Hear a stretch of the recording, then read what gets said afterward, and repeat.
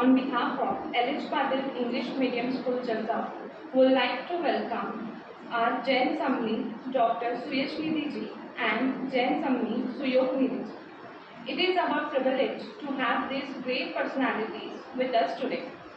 Let me give you a short introduction about Dr. Suyash Nidhi ji. With the blessings of Puja Gurudev, Dr. Shri Padam Chandraji Maharaj Sahib, she got initiated as Jain Samni on 15th May 2010 at Mysore, Karnataka, and she is currently rendering her service to humanity through JPP Ahimsa Research Foundation. She is educated in the field of dentistry, BDS, gold medalist, MA in genealogy, a gold medalist, diploma course in Prakrit Ratna, bronze medalist, all India level. She also received Junior Research Fellow Award with clearing UGC NET exam in first attempt. PhD in Jainism, a gold medalist, honored by a governor of Karnataka.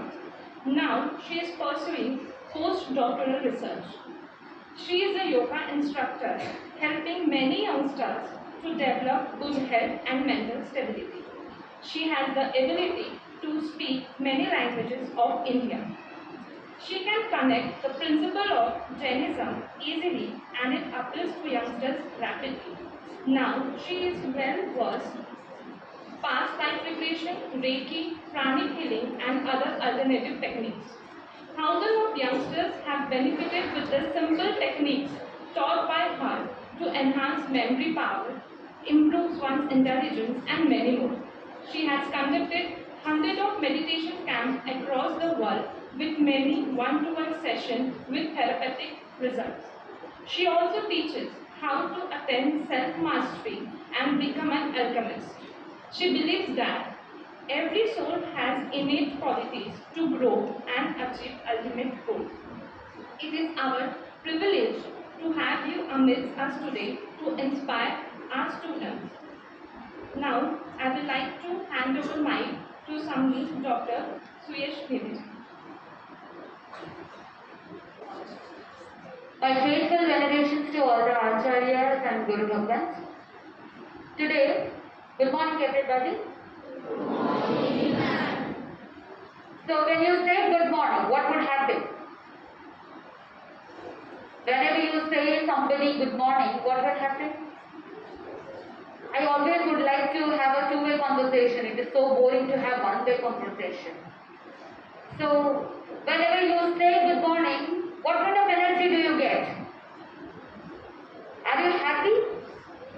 Yes. Or you just say good morning because you have to say it? No.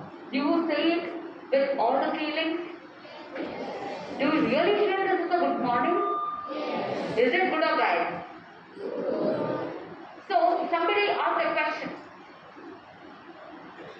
Is the world, is the universe bright or dark? What would you say? Is the universe bright or dark? Dark. Why? What do you think this universe comprises of? What is this universe made of? Have you studied about solar system? Yes. Yes. So there is a sun in the middle, then you have planets around, revolving, rotating. Yes? Yes. Yes. And there are so many solar systems that is actually making a universe. Now, how can you say that the universe is dark? So, in similar situation, a teacher asked the students, so is the universe bright or dark? So, one student said, the universe is dark because there are 2 nights between one day. So, the universe is dark. There is so much of night, so much of darkness everywhere. But there was another student who was very bright and intelligent. He said, the universe is bright because there is one night between 2 days. So now tell me, is the universe bright or dark? Bright? So the universe is bright because you are seeing in a different perspective. The universe is dark for somebody because they are looking at that universe in a different manner. So you are looking at this morning as a good morning, that's why you are feeling very good about it. For example, if you wake up in the morning and you don't feel like going to school, Is it a good morning or a bad morning? You know that there is a festival coming around. You know there are a lot of sweets which are actually made by your mother at home. And you really want to relish all those dishes. You want to play with your friends. You want to play, have a lot of entertainment. And that time, if your mother says go to school, she is trying to wake you up, then tell me whether it is a good morning or a bad morning. What is it? Yes? You feel, oh, why there is a school today? Isn't it? It is all about our state of mind. Every color is good, every color is, what is it? Is black color good or bad? But why don't your mother allow you to wear the black clothes? Do you wear black clothes while going to temple? Why? Why? There is a tradition.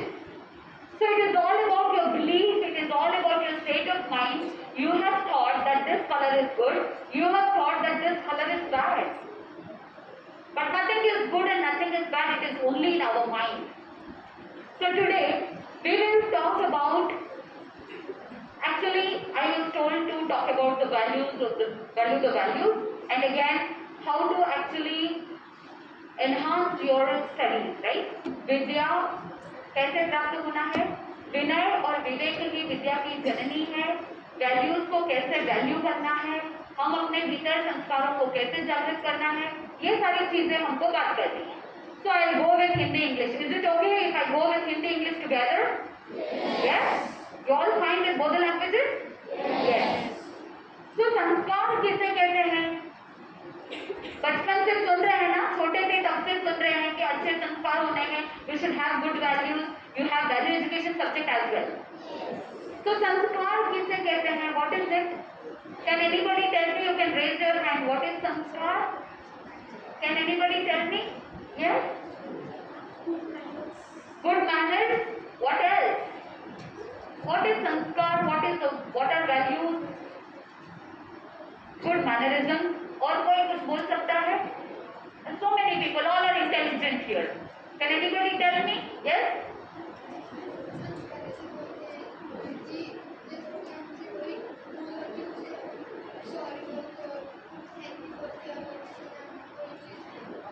Okay, आपका कहना है कि अगर हमने कुछ गलती कर दी है तो सॉरी बोलना है, और अगर किसी ने हमारी हेल्प कर दी है तो क्या बोलना है?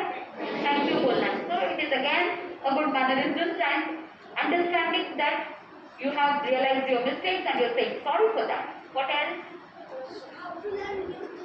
How to learn new things. What else? What are values? What else?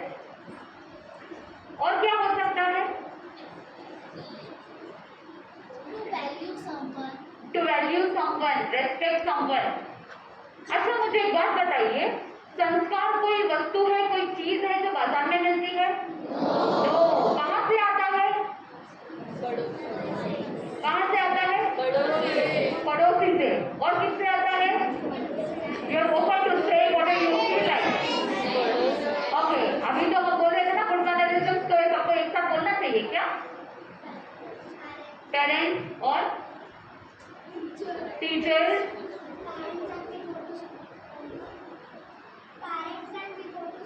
Parents, and when you go to school, you get a lot of the values. और कहाँ से मिलते हैं संस्कार? Our state of mind. Our state of mind. Very good. What else? Teachers, parents, and our elders. Teachers, parents, elders. और क्या हो सकता है? What else? संस्कार कहाँ से आते हैं? From elders. ठीक है. तो हमने बहुत सारे लोगों को सुना. किसी ने कहा पेरेंट्स से आते हैं, किसी ने कहा टीचर्स से आते हैं, किसी ने कहा हमारे बड़ों से आते हैं. संस्कार अलग अलग जगह से आते हैं. आपने ऐसा कहा. हम आपको कहना चाहते हैं संस्कार दो तरह के होते हैं. कितने तरह के? Two types. क्या क्या है? सबसे पहला है नैसर्गिक, यानी natural. It is inbuilt in you. So there are some values which are inbuilt. We get from birth or before birth. From the time when we come into our mother's womb, we carry some of our values, some of our sanskars from the past birth, we always carry few of the values and sanskar all the time with us. So it is innate, it is within us. बच्चों को किसी को अगर कोई जन्मा हुआ बच्चा है, क्या उसे किसी ने सिखाया कि माँ से कैसे दूध पीना है? किसी ने सिखाया? उस छोटे से नन्हे मुन्ने से बच्चे को किसी ने ट्रेनिंग दी? नहीं दी।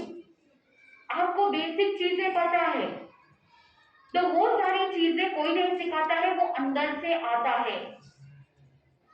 And there are so many other things which are broad, यानी अधिगमन, यानी हम अपने टीचर से, पेरेंट्स से, बड़ों से, या आप किसी साधु संतों को मिलते हैं, some monks, some saints you come across, and they teach you some values, and that's how you get those sanskars and values. So there are two types, one is within us and another one we gain from others.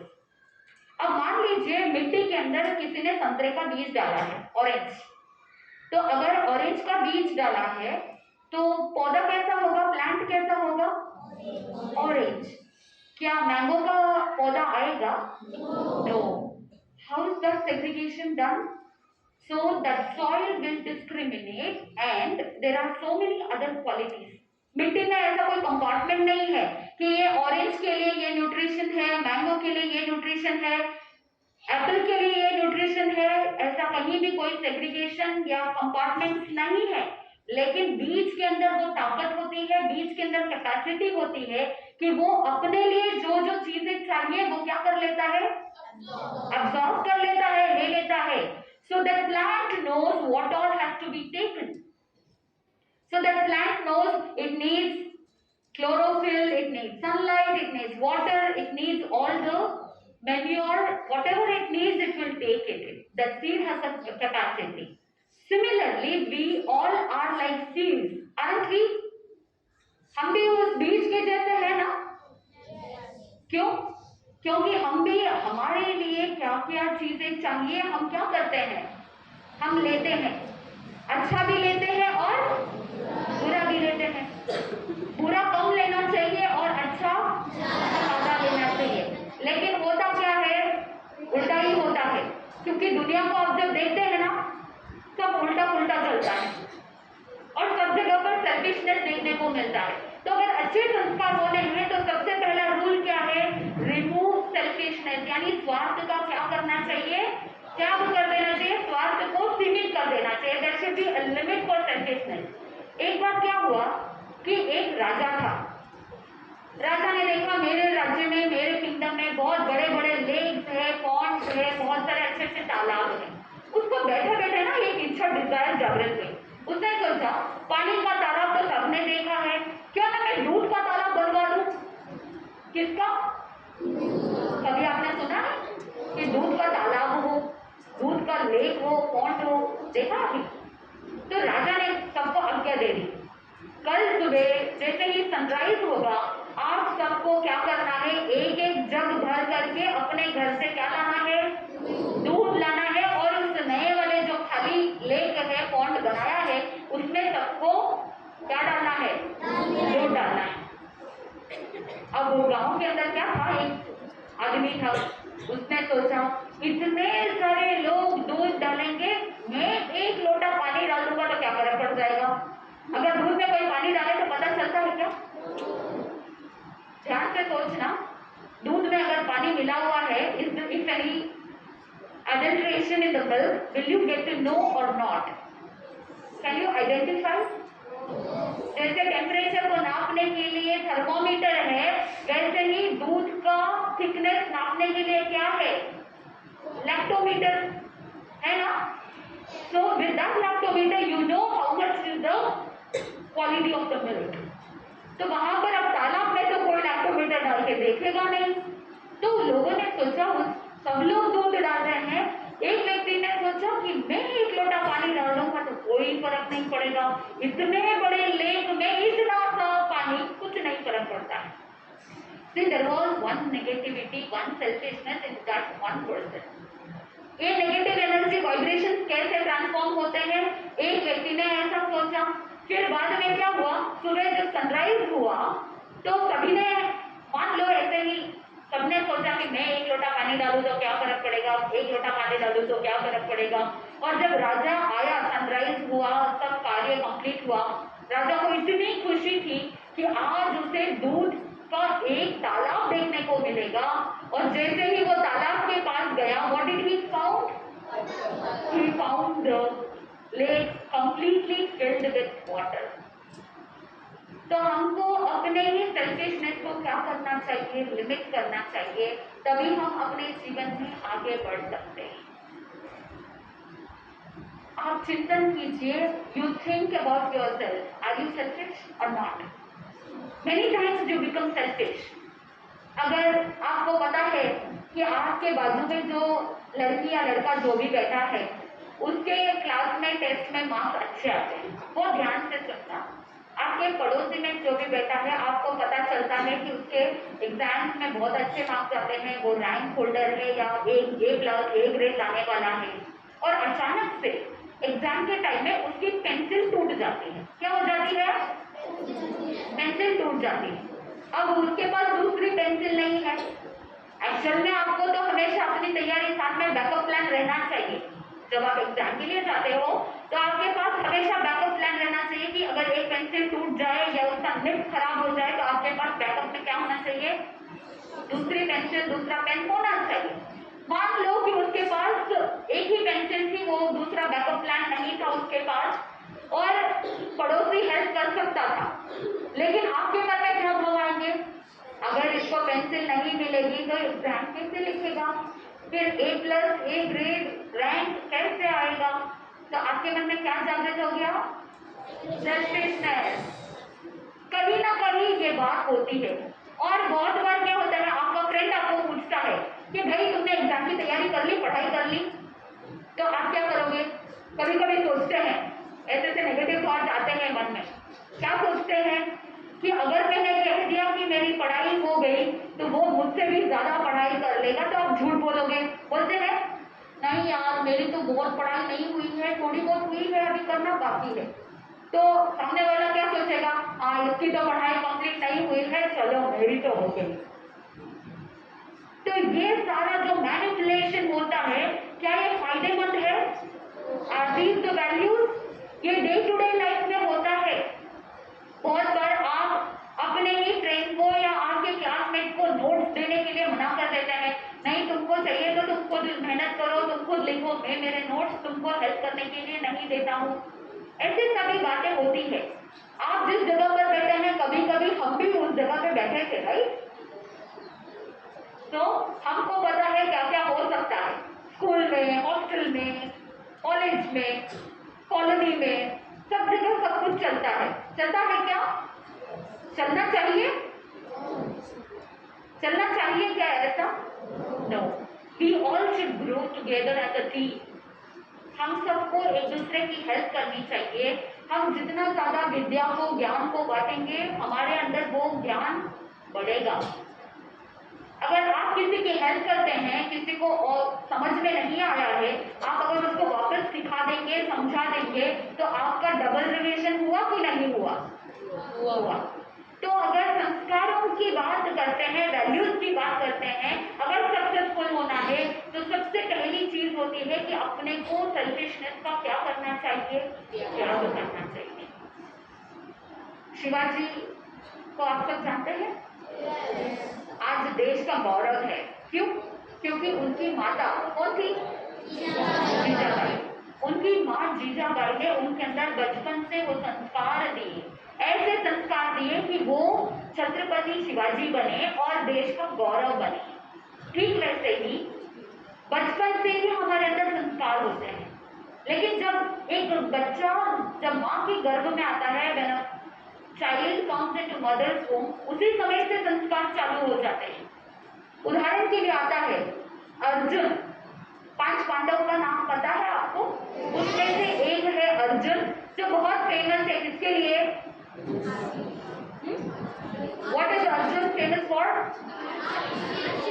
Archery. And Arjun के concentration focus इतना अच्छा था कि एक बार जब द्रोणाचार्य ने परीक्षा ली सब पांडवों की कौरवों की, जब शिक्षा प्राप्त कर रहे थे, जब लेसन लर्न कर रहे थे, उस समय उनको कहा गया कि उस पेड़ के ऊपर एक पक्षी है। क्या है? पक्षी है, बर्ड है। So you have to hit the eye of that bird. अब किसी को बर्ड दिख रहा है, वहां पे द्रोणाचार्य ने पूछा कि तुमको क्या दिख रहा है, देख के बताओ। तो किसी ने कहा कि मुझे बर्ड दिख रहा है, किसी ने कहा मुझे फेदर दिख रहा है, किसी ने कुछ कहा, किसी ने कहा मुझे पेड़ दिख रहा है, मुझे ब्रांचेस दिख रहे हैं, मुझे टहनियां दिख रही है, लीव्स दिख रहा है। लेकिन अर्जुन था जिसने कहा कि मुझे उस पक्षी की आंख दिख रही है। I can see the eye of that bird. उसका कॉन्सेंट्रेशन, उतना फोकस उसका था। तो जब अर्जुन, सुभद्रा उसकी पत्नी थी, तो सुभद्रा को जब वो सारी चीजें बता रहे थे, चक्रव्यूह के कैसे अंदर प्रवेश करना है, तो वो सारी चीजें जब सुभद्रा को बता रहे थे, तो सुभद्रा गर्भवती थी, प्रेग्नेंट थी। अभिमन्यु सुभद्रा के गर्भ में था। तो जब माँ सुनती है तो इनडायरेक्टली बच्चा भी क्या कर रहा है? सुन रहा है। तो जब बच्चा सुन रहा था, यानी अभिमन्यु ने अपने माँ के गर्भ में ही चक्रव्यूह को कैसे भेजना, ये ज्ञान कहाँ से आया? गर्भ में रहते हुए ही आ गया। और जब अर्जुन वापस चक्रव्यूह से बाहर कैसे निकलना है, वो जब बता रहे थे, तब उसको थोड़ी सी झपकी आ गई, नींद आ गई। क्या आ गई? आपको भी आती है ना पढ़ाई करते हो क्लास में? आती है? यस। रात भर क्या करते हैं क्लास में नींद आती है तो? रात में क्या करते हैं? स्क्रीन टाइम, है ना? रात को क्या करते हैं? आज के जमाने में इस भौतिकता के चकाचौंध में जो भागदौड़ चल रही है, जो भगदौड़ मची है, उसमें बहुत ज्यादा। और लॉकडाउन के टाइम में आपका स्क्रीन टाइम कितना था? ऑनलाइन क्लासेस का तो एक बहाना था, सही है ना? ऑनलाइन क्लासेस का तो एक बहाना था, लेकिन आपका स्क्रीन टाइम कितने घंटे? ऑनलाइन क्लासेस 2 घंटे की होती थी, लेकिन आपका स्क्रीन टाइम डबल होता था, ट्रिपल होता था। और उसमें लॉकडाउन में घर में बैठे बैठे क्या करें, इसलिए आप क्या करते थे? वीडियो गेम्स खेलते थे और भी बहुत सारा गेमिंग होता था, जिसकी वजह से बहुत से बच्चों के आई विजन में प्रॉब्लम लॉकडाउन के बाद हो गई। तो आपका कॉन्सेंट्रेशन, स्क्रीन टाइम जितना ज्यादा बढ़ता जाएगा, वैसे वैसे आपका कॉन्सेंट्रेशन लेवल भी क्या होता जाता है? कम होता जाता है। ये मैं नहीं कह रही हूँ, ये मेडिकल साइंस कहता है, ये रिसर्च कहता है। The research says the more you have your screen time, the more your brain, your nervous system is getting disturb. हमारे ब्रेन के अंदर मेमोरी सेल्स होते हैं। You agree with me? Yes. So our brain has lot of memory cells and those memory cells are affected because of our screen time। क्योंकि जो mobile होता है, TV होता है, जितना भी इलेक्ट्रॉनिक मीडिया है, उससे वाइब्रेशंस निकलते हैं, अल्ट्रावायलेट रेडिएशंस निकलते हैं, बहुत सारे ऐसे रेडिएशंस निकलते हैं जो हमारे ब्रेन के लिए, आंखों के लिए, नर्वस सिस्टम के लिए, लिवर, किडनीज, उन सभी ऑर्गन्स के लिए भी बहुत ज्यादा नुकसान देने वाला है। It is very dangerous if you have more screen time. तो आज से आप क्या करेंगे? What will you do? अगर आपके जीवन में अच्छा बनना है, हेल्दी रहना है और सक्सेसफुल बनना है, मेमोरी को शार्प रखना है, कि आपको अगर कोई कह दे कि आप एक बार मैम से क्लास सुनेंगे, लेक्चर सुनेंगे, आपको याद हो जाए, कितना अच्छा होता है कि बाद में घर जाकर के बार बार पढ़ना ही नहीं पड़े, बार बार लिखना, बार बार पढ़ना, बार बार सुनना। एक बार सुना है, एक बार पढ़ा है, एक बार लिखा है, याद हो जाए, कितना मेमोरी शार्प। कितने लोगों को चाहिए? सबको चाहिए, चाहिए सबको है, लेकिन करना किसी को नहीं है। चाहिए सबको है। अगर आपको कोई कह दे कि अभी मैंगो का सीजन नहीं है, किसी को मैंगो खाना है क्या, आप सब बोलोगे हाँ मेरा फेवरेट फ्रूट है, मुझे खाना है, लेकिन उसके लिए मेहनत कौन करेगा? आपको सब कुछ रेडी चाहिए, है ना? रेडीमेड का जमाना है, सब कुछ रेडी चाहिए। खाना कौन बनाए? अगर आपकी मम्मी ने ऐसा सोचा होता कि खाना कौन बनाया है, बस 2 मिनट में गर्म पानी डाला, काम हो गया, अगर ऐसा करेंगे तो आपको टेस्टी, न्यूट्रिशियस, हेल्दी खाना मिलेगा क्या? आपकी मम्मी आपके लिए अच्छा सोचते हैं कि मेरा बच्चा हेल्दी हो, मेरा बच्चा स्ट्रांग हो, स्कूल में अच्छी पढ़ाई करे, खेल कूद में भी, स्पोर्ट्स में भी आगे बढ़े, हर फील्ड में एक्सपर्टाइज प्राप्त करे, ऐसा सोच के आपकी माँ आपका क्या करती है? What she does? She is sacrificing so many things for you guys. Am I right? Yes. आप लोगों के लिए सुबह जल्दी उठ करके ये वैल्यूज है। सुबह आपकी माँ जल्दी उठ करके क्या करती है? आप लोगों के लिए ब्रेकफास्ट बनाती है, खाना तैयार करती है, आप लोगों का स्कूल बैग तैयार करती है। करना आपको था, लेकिन कौन कर रहे हैं? मम्मी तैयार कर रही है। आपका यूनिफॉर्म कौन तैयार करते हैं? करना किसको था? आप जब बड़े बच्चे हैं तो आपका यूनिफॉर्म आपको ही तैयार करना था। आपकी यूनिफॉर्म को तैयार कर करके रेडी सुबह अवेलेबल करना था कि सुबह मैं उठूं, तैयार हो तो मेरा यूनिफॉर्म मेरा आंखों के सामने होना चाहिए। मेरे स्कूल के शूज सॉक्स कहाँ होने चाहिए थे? लेकिन आप क्या करते हो? शाम को यहाँ से जाते हो, ऐसे लगता है कि कोई बड़ा पहाड़ तोड़ करके आए हैं और स्कूल बैग उधर फेंका, यूनिफॉर्म उधर फेंका, शूज उधर, सॉक्स इधर, पूरे घर में आप क्या करते हैं? आपसे ज्यादा काम कौन करता है घर में? फिर भी आपने आपके मम्मी का काम बढ़ाया कि घटाया? तो आपके वैल्यूज क्या कहते हैं? आपके मैनरिज्म क्या कहते हैं?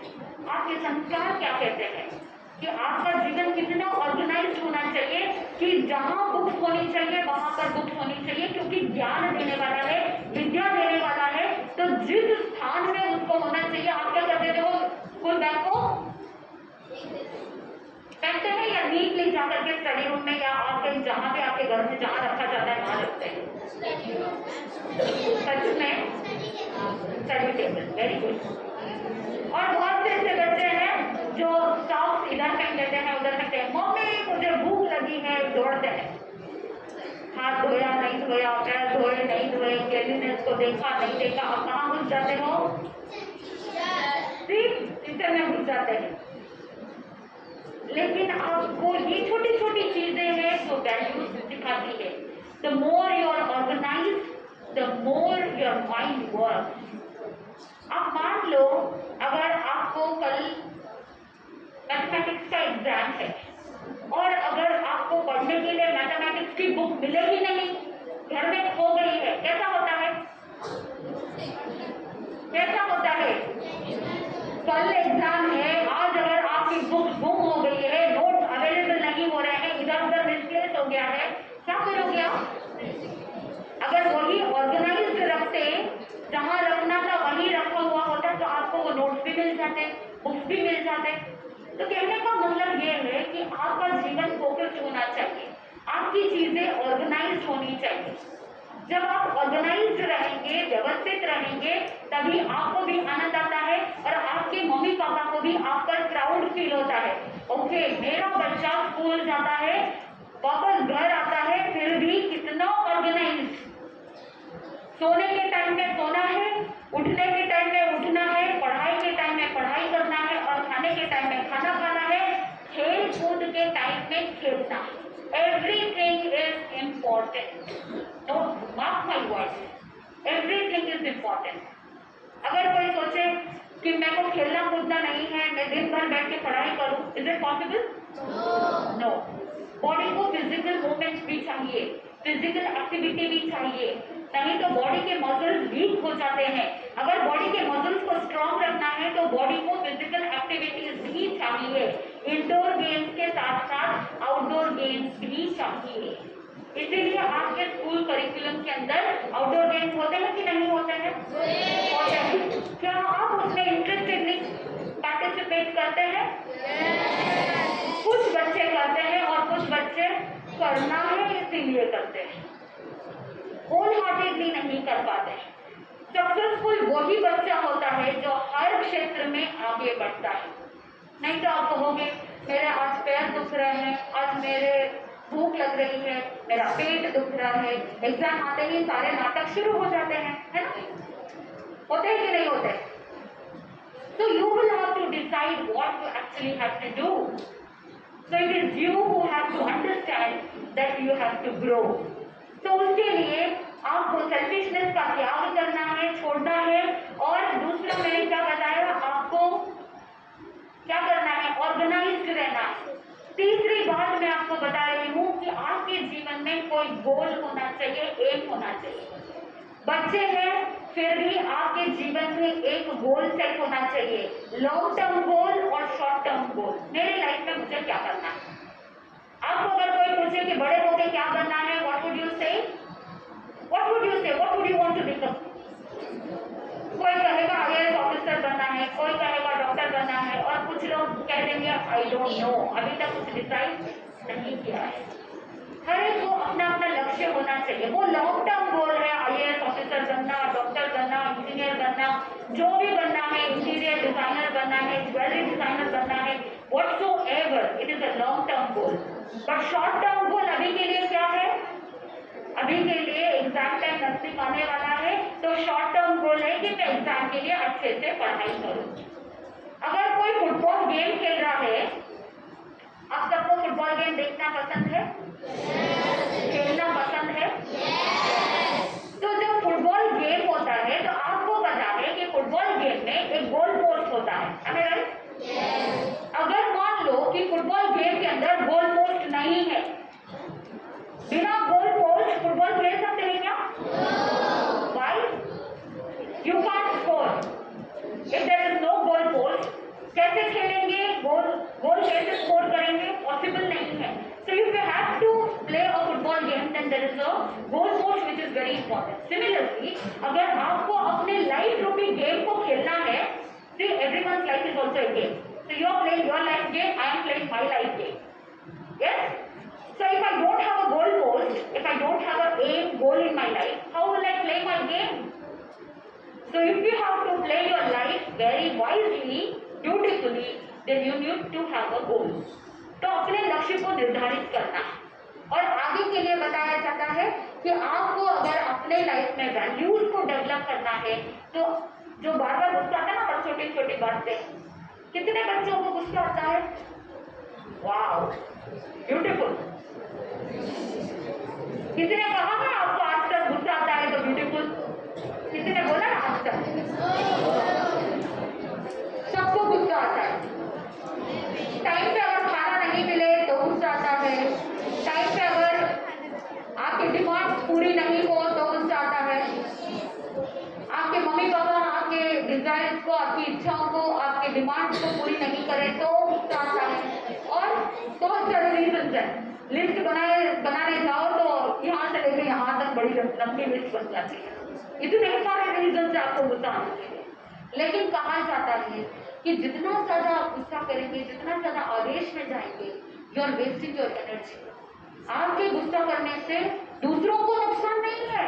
आपको लगता है कि मैं गुस्सा करूंगा तो मम्मी मेरी डर जाएगी या कुछ ऐसा हो जाएगा, मम्मी मेरी डिमांड्स पूरी करेगी।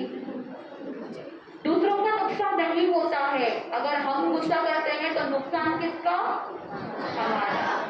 आप सबको पता है आपकी बॉडी में कितने किडनीज है? कितनी किडनीज है? अगर कोई एक नहीं हो तो, अगर आपको कोई कह दे कि आपके पास सिर्फ एक किडनी है, क्या करोगे? जितना आप खाना खाते हो उसको डाइजेस्ट करने में किडनी का भी रोल है, correct? Kidney is also a part of your digestive system. तो दो किडनीज जब काम करती है तो आप अच्छे से खाना खा सकते हैं।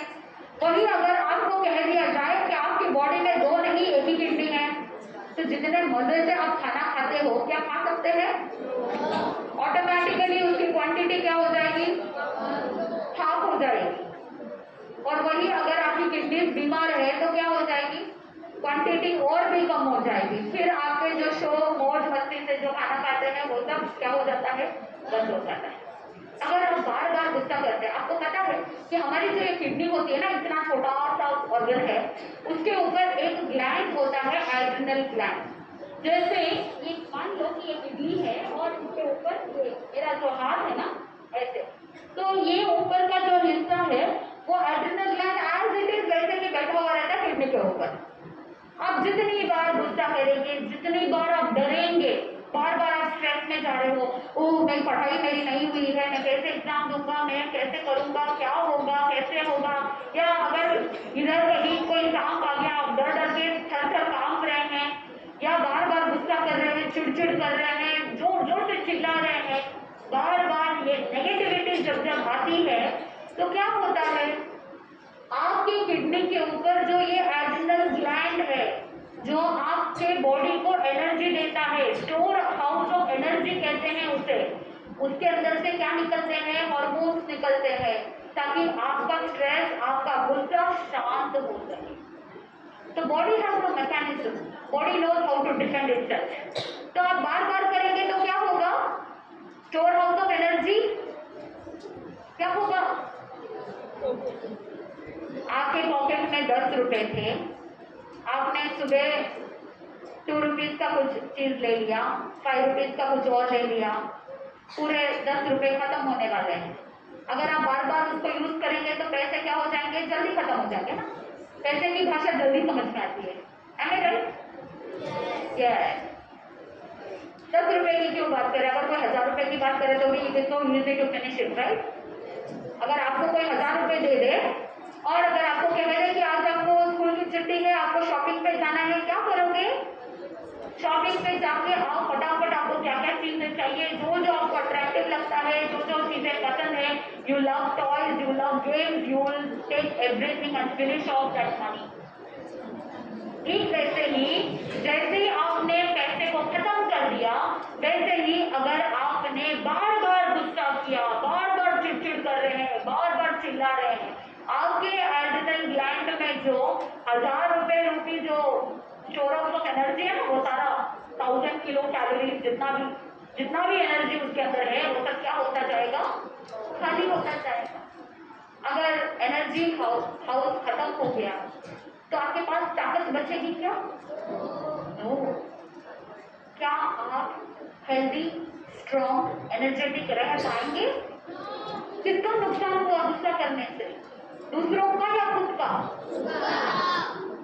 तो क्या करना है, हमेशा स्माइलिंग फेस रखना है, गुस्सा नहीं करना है। गुस्सा नहीं करने का मतलब जोर जोर से चिल्लाना नहीं, इतना ही नहीं, अंदर ही अंदर बहुत से ऐसे बच्चे होते हैं जो keep murmuring within themself. अब टीचर के ऊपर गुस्सा आ रहा होता है और आप क्या करोगे, जोर से तो बोल नहीं सकते क्योंकि जोर नहीं चलता है, हिम्मत नहीं होती है कि हम जोर से कुछ बोल दें, तो आप अंदर ही अंदर क्या करते हो, सच सच बोलना करते हो कि नहीं करते हो? अभी आपको सुनने की ताकत खत्म हो गई है, कॉन्सेंट्रेशन समाप्त हो रहा है, फिर आपको भी मेरे ऊपर क्या आएगा, क्या आएगा, फिर अंदर ही अंदर क्या करोगे, अरे कितनी देर बोलेंगे, अब तो खत्म कर दो, समझ में आता है? वो गुस्सा भी नहीं रखना है, वैसा गुस्सा भी आपकी बॉडी के लिए डेंजरस है। हम आपके लिए जो भी बोल रहे हैं, आपका जीवन अच्छा हो, मस्त हो, उसके लिए क्या चाहिए, अवेयरनेस चाहिए, जागरूकता चाहिए। एक बार क्या हुआ कि एक चोर था, कौन था, चोर। उस चोर की है ना चोरी करने की बहुत आदत थी। अब वो जज भी बार बार देखता है कि ये बार बार कोर्ट में इसको लाते हैं, ये बार बार चोरी करता है, कितने बार समझा के देख लिया, उसको पनिशमेंट दे के देख लिया, आखिर बात क्या है? तो जज ने ना सीधा सीधा उस चोर को पूछ लिया कि आखिर बात क्या है, तुम बार बार चोरी क्यों करते हो? अब देखो, अगर अवेयरनेस नहीं हो ना तो अर्थ भी समझ में नहीं आता है कि एक्चुअल में क्या बात है। टीचर्स भी समझाने की बहुत कोशिश करते हैं, लेकिन अगर आपके अंदर वो जागरूकता, आपके अंदर अगर अवेयरनेस नहीं हो तो उसका अर्थ, उसका मीनिंग समझ में नहीं आता। तो अब वो जो न्यायाधीश था, जज था, वो उस चोर को पूछ रहा है कि भाई तुम बार बार लोगों के घरों में जा जा के चोरी क्यों करते हो? तो वो कहता है चोर, अब उसमें अंदर अवेयरनेस नहीं थी, जागरूकता नहीं थी, कितनी बार समझाया उसके अंदर जाता ही नहीं। तो वो चोर कहता है कि जज साहब, मुझे समझ में आता है कि आप जो बोलते हैं ना कि चोरी नहीं करना चाहिए, बैड मैनर्स होता है, दूसरों को नुकसान नहीं देना चाहिए, समझ में आता है, लेकिन क्या करूं, किसी के घर के सामने जाता हूं ना तो वहां दरवाजे के ऊपर लिखा हुआ रहता है स्वागतम। घर के दरवाजे के ऊपर क्या लिखा हुआ रहता है, स्वागतम, वेलकम। और जैसे ही मैं वो वेलकम शब्द सुनता हूँ ना, जाए बगैर रहा नहीं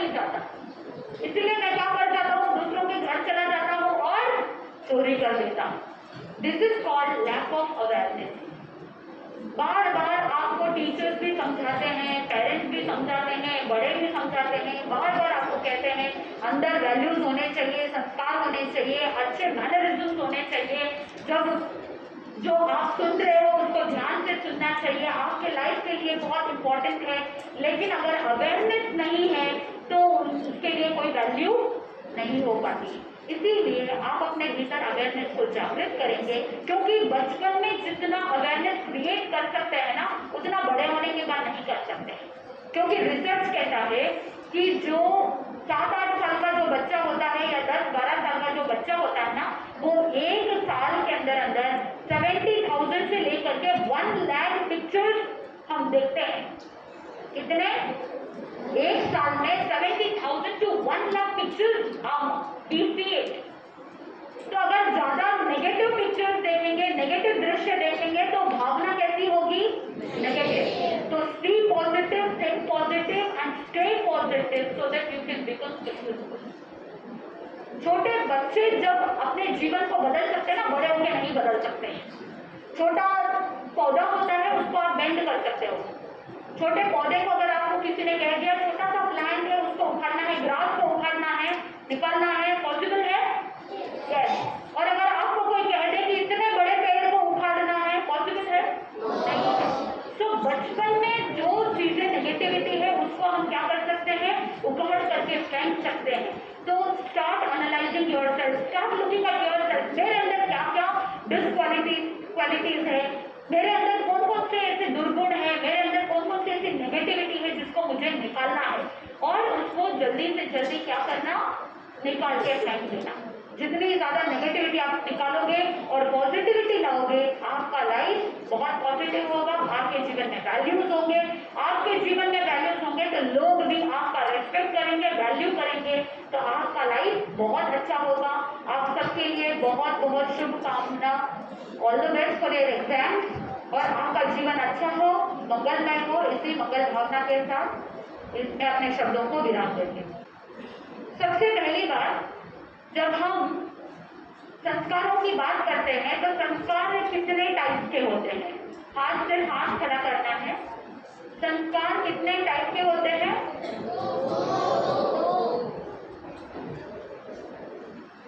आपको प्रॉम्प्ट नहीं करना है, हाथ से हाथ खड़ा करना है। 2 टाइप के संस्कार कौन कौन से होते हैं? सिर्फ हाथ खड़ा करना है।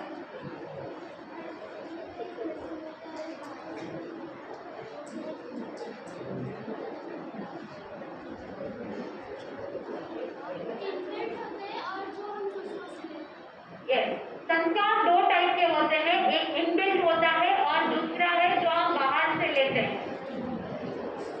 Very good. दूसरा क्वेश्चन पूछे। तो संस्कारों की जब बात आती है तो सबसे पहली चीज जिसको हमको अपने लाइफ से आउट करना है,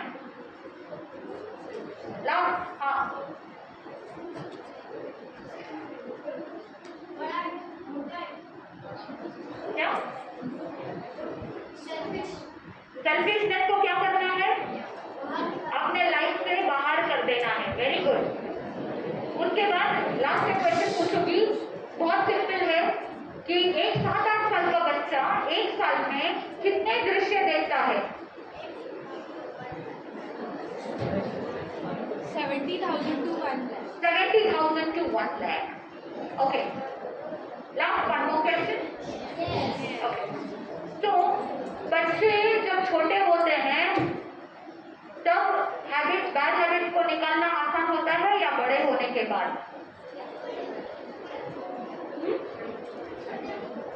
छोटे होते हैं तभी बैड हैबिट्स को निकालना आसान होता है, बड़े होने के बाद डिफिकल्ट होता है। Very good.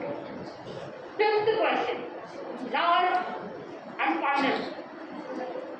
Last but final question. Final question. Life में अगर सक्सेसफुल होना है तो क्या बनाना पड़ता है? लाइफ में क्या बनाना पड़ता है?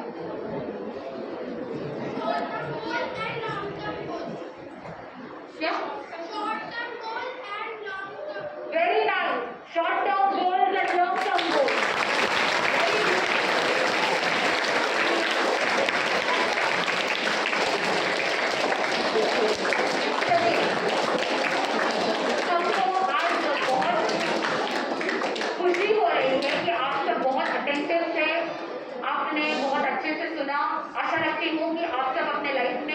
बातों को प्रैक्टिकली उतारेंगे तो आपके मम्मी पापा को भी प्राउड फील कराएंगे, स्कूल को भी प्राउड फील कराएंगे, आप अपने जीवन को आगे बढ़ाएंगे। इतने मंगल भावना के साथ thank you. A round of applause for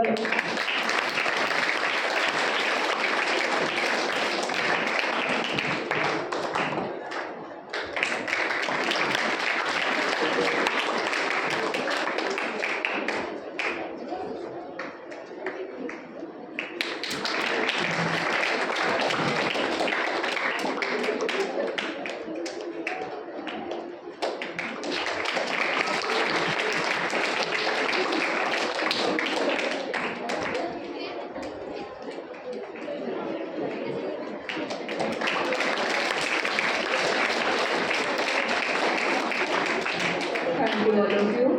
On behalf of L.H. Patil English Medium School, Jalgaon, I thank the JPP Foundation and Maharaj Ramani ji for the inspirational and motivational speech here. Thank you so much. I am sure there are many takeaways from today's speech and the students will imbibe the values that you have given in their life. Just for your knowledge Mashamani ji, हमारी school का भी जो tagline है we से हमारा यहाँ शिक्षा के साथ संस्कार और संस्कृति का समन्वय. So this is the tagline of our school and your speech will help us to innate those qualities in our students. So thank you so much for devoting your time. Thank you all the students, thank you teachers. You will go to your classes.